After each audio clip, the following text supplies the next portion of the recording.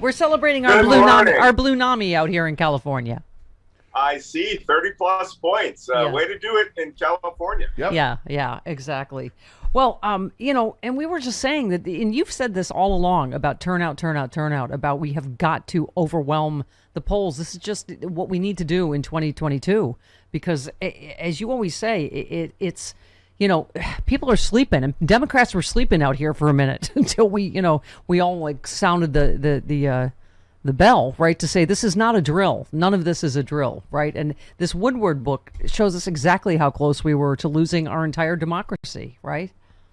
Right, and it's only going to get closer. I mean, I think there's a lot of information that people have been withholding, and I'm down on Bob Woodward for doing just that. He withheld this information for a book.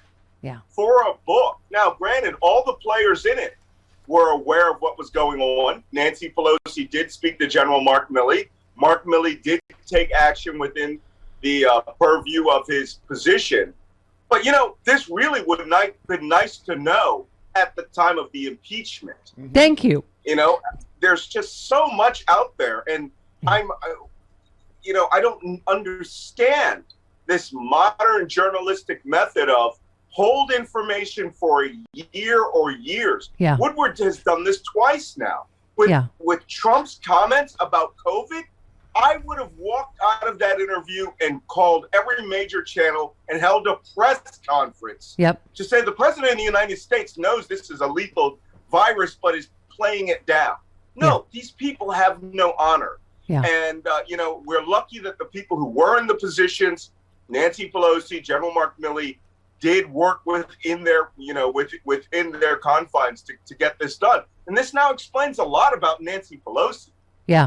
I think we should go back and scrub all of her comments. She really believed that Donald Trump was crazy. Yeah. And General Milley believed that Donald Trump was crazy. Well, putting it in nice terms. Let's, for people that haven't exactly heard about this, Malcolm, let's just reset it. And I want to get your take on one of the big revelations here.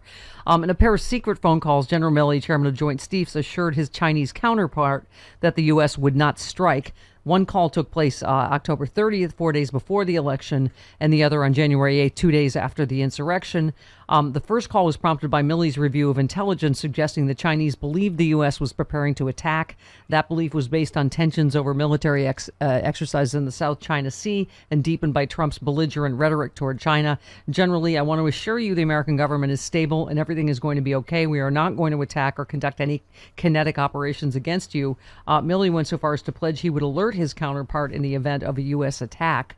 In the second call, placed to the Chinese over fears of the January 6th events, he was not easily calmed, his Chinese counterpart, even after Milley promised him we're 100% steady, everything's fine, but democracy can be sloppy sometimes.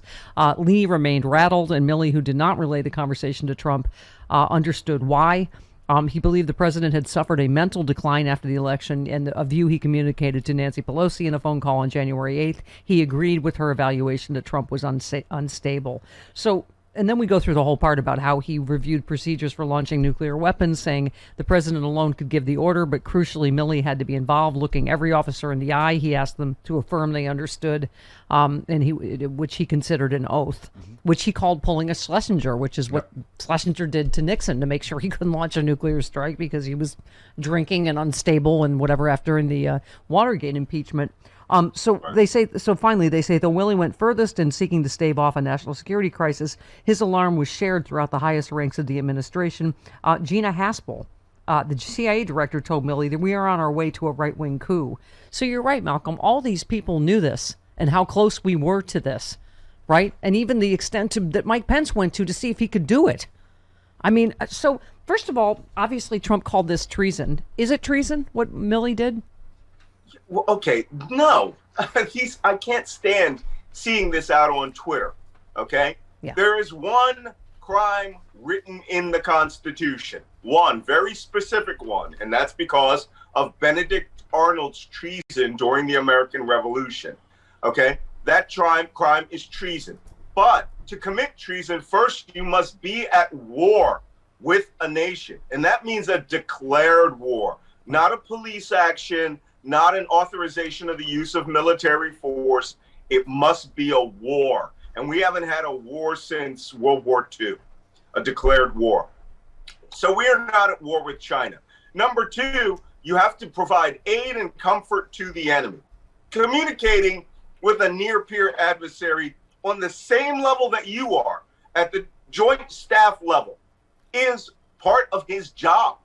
Right. The joint chairman of the Joint Chiefs of Staff communicates with defense officials in every country of the world. And he gives this exact same message where necessary, particularly to our NATO allies who thought that we were all crazy for the last 4 years.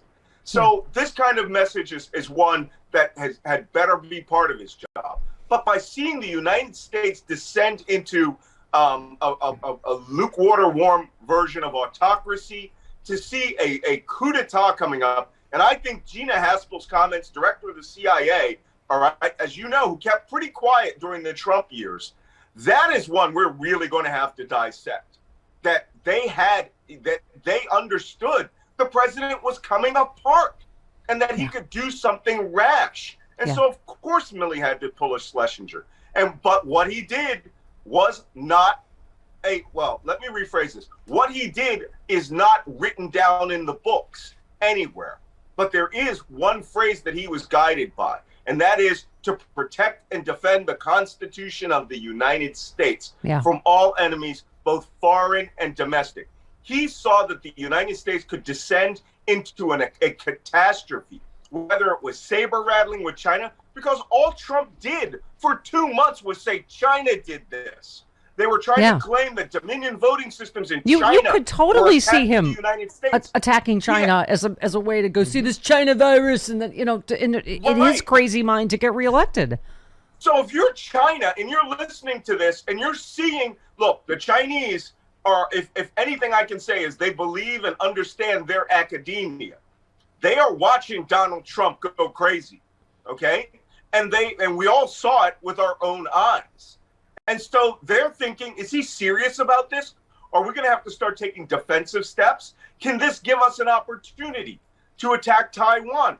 Look, they are a foreign adversary. They're not our allies, despite all the stuff you buy at Walmart. So that being said, General Milley had to calm them down and to show the United States was in unified control in the country. But civilian authority is civilian authority until it issues an unlawful order.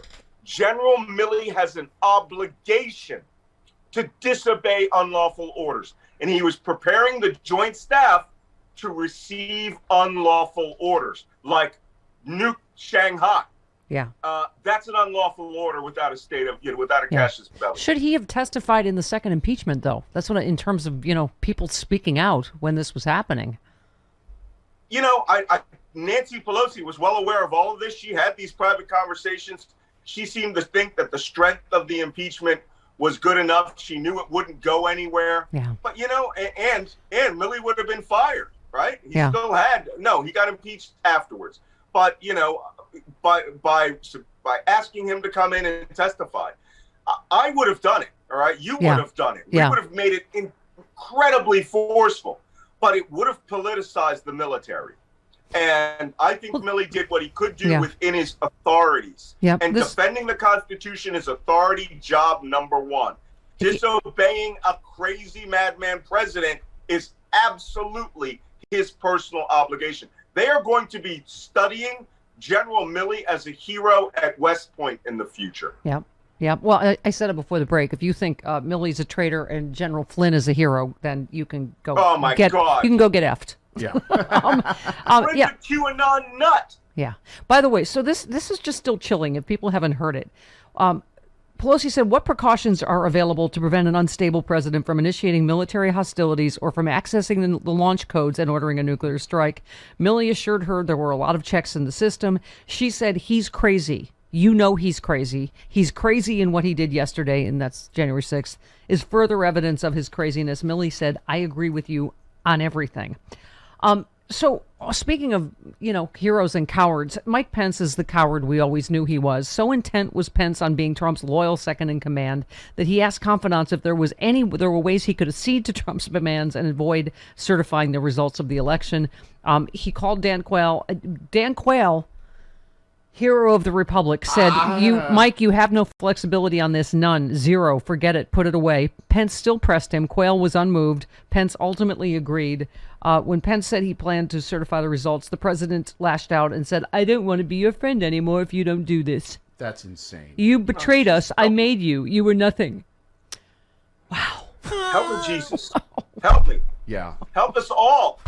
This is the level of mania. You literally have a 5-year-old mentality in the White House saying, I'm not your friend anymore. Yeah. Oh my God. This bullet we dodged is so serious. The problem is the drunk dancing monkey still has an AK-47 with a few rounds left. Yeah, and we got to prosecute all the way to the top. This just came over the wire. Julia Davis tweeted, one Capitol officer allegedly revealed information about the secure location he helped evacuate lawmakers to during the riot. His friend reported it to the FBI and expressed concerns the agents ascribed to Trump's election conspiracy theories.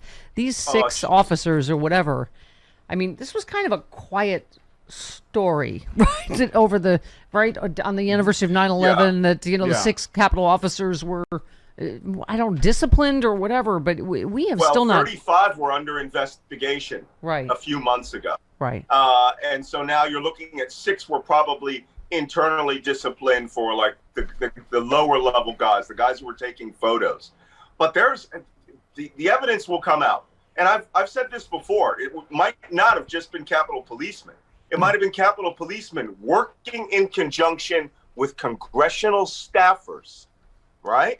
Congressional staffers are young, they're energetic, they want to help their boss out. So, and Lauren Boebert may have tweeted Nancy Pelosi's location, but did she have staffers running back and forth going, oh, they moved over here, they moved over there? I think they should all be grilled. Yep. This is a serious criminal investigation. And, the congressional investigation can refer to the Justice Department for criminal prosecution. And I hope it happens. Yep. Quickly before we go, how concerned are you about this Saturday? Well, I'm going to be in D.C., which means nothing's going to happen. So I'm going to have a couple of nice dinners. You're on it. No, I don't think this whole justice for the January 6th, what are they going to do? Try to jailbreak them out?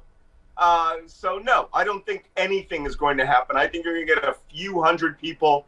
I haven't seen if there's a speaker's rostrum yet, but remember, this is the place that Boebert and Marsha Taylor Greene and all of them tried to speak in front of the DC jail a few months ago, and then got hustled out by counter protesters. I'll tell you one thing about DC. I lived there. That's a pretty blue town. And they are going to come out to see what's what. And I suspect that if the few people that are coming there are going to get shouted down, but I don't expect any violence. I'm talking to everybody. There will be no violence, and I don't expect that this will amount more than a few people with banners and crazies coming out claiming that they're defying Joe Biden. Yep, absolutely. All right. See, that's what I said with the trucks out here. I saw with the yes on the recall, and I'm like, okay. Love you, Mark. See you next week. See you next week. See you. All right. Bye-bye.